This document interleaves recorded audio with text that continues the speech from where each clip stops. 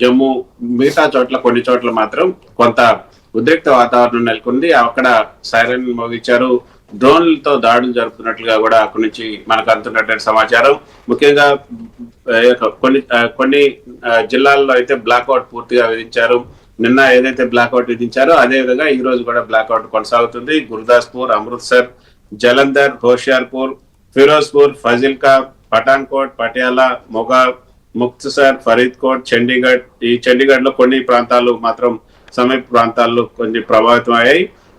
తర్వాత తారన్ కొంచెం పాక్షికంగా బ్లాక్అవుట్ ఉన్నటువంటి జిల్లాలు తారన్, బర్నాలా, సంగ్రూర్, కపూర్తలా, నంగల్, రోపర్, పగ్వారా.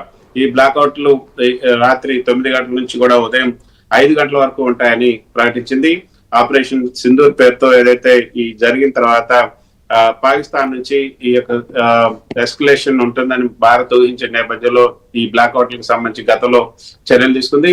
అయితే ఈ రోజు అనుకోకుండా సీజ్ ఫైర్ అంగీకరించిన తర్వాత ఈ రోజు 5 గంటల నుంచి కూడా కాల్పుల విరమణ ఒప్పందం కుదిరిన తర్వాత మళ్ళీ ఒక్కసారిగా పాకిస్తాన్ వైపు నుంచి ఈ కాల్పులు జరపడం, డ్రోన్లు, వందలాది డ్రోన్లు ఈ 4-5 రాష్ట్రాలపైకి రావటం అన్నది అందరినీ కూడా ఆశ్చర్యాన్ని కలిగించింది. అయితే ఒక్కసారిగా తేరుకున్నటువంటి భారత ఆర్మీ వాటిపైన దృష్టి పెట్టి వాటి వెంటనే నిర్వీర్యం చేసింది.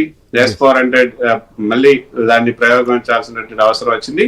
సో వాటన్నిటిని కూడా తిప్పికొట్టింది. దానివల్ల ఎటువంటి నష్టం కూడా పెద్దగా జరగలేదు అని కూడా చెప్తుంది. కానీ ఆర్మీ అయితే ఇది ఎక్స్పెక్ట్ చేసింది. అయితే కొంత అక్కడ అలర్ట్ గానే 1-2 రోజులు 12వ తేదీ వరకు కూడా ఈ సీజ్ ఫైర్ ని సస్పెండ్ చేశారు. అంతే, 12వ తేదీ వరకు కూడా సస్పెండ్ చేశారు. మొత్తగా సీజ్ ఫైర్ ని అంటే శాశ్వతంగా ఈ సీజ్ ఫైర్ ఒప్పందానికి ఎవరు కూడా అంగీకారం తెలపలేదు. ఎందుకంటే 12వ తేదీ వరకు ఈ 2 రోజులు మాత్రమే సీజ్ ఫైర్ సస్పెండ్ చేశారు. కాబట్టి ఈ 2 రోజులు కూడా అప్రమత్తంగా ఉండాలని భారత సైన్యం నిర్ణయించింది. ఆ మేరకు అక్కడ అప్రమత్తంగా ఉన్నారు.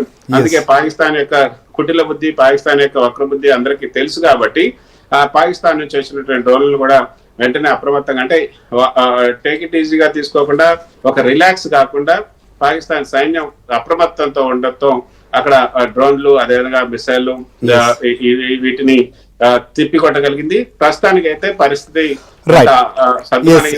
కృష్ణ, మనతో పాటు కేఆర్ రావు గారు కూడా ఉన్నారు. సో దీనిపైన ఆయన గత కొద్ది రోజులుగా మనం చూస్తున్నాం జరుగుతున్న పరిణామాలపై